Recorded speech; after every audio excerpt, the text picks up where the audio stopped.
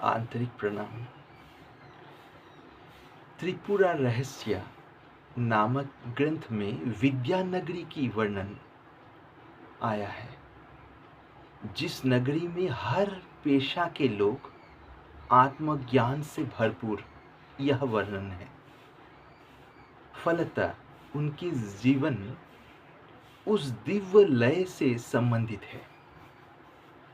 हालांकि हम सबके जीवन उस दिव्य लय से संबंधित है, पर केवल अज्ञान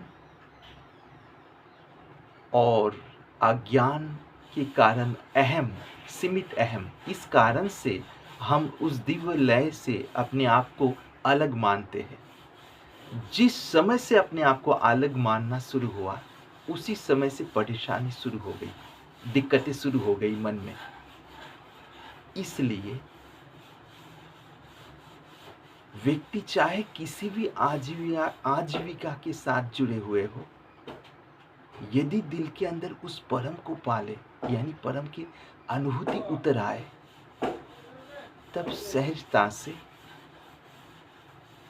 जिंदगी उस परम रस से भरपूर हो जाएगी। युगपद समता और सरसता की अनुभूति होगी।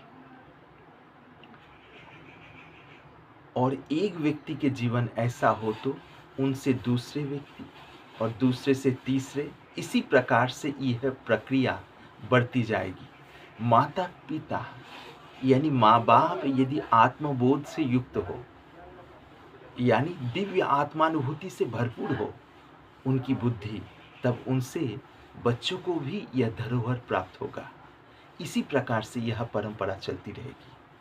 इसीलिए हे वास्तविक जिज्ञासुगण, आप लोग इस विषय में सजग हो। जीवन के मूल लक्ष्य क्या है, इस विषय में गहराई से समझने का प्रयास कीजिए। केवल बातों न बनिए, यानी बातें सीखकर तोते राम न बनिए। वास्तविक जिज्ञासु होने के लिए जिज्ञासा भी आंतरिक होनी चाहिए। झूठ पाखंड छोड़ के हकीकत में समझे जीवन का मूल लक्ष्य क्या है। जब ये बात समझ में आएगी, यात्रा अपने आप प्रारंभ हो जाएगी, और यात्रा जब शुरू हो जाएगी तो लक्ष्य की अनुभूति होकर ही रहेगी। आंतरिक प्रणाम के साथ।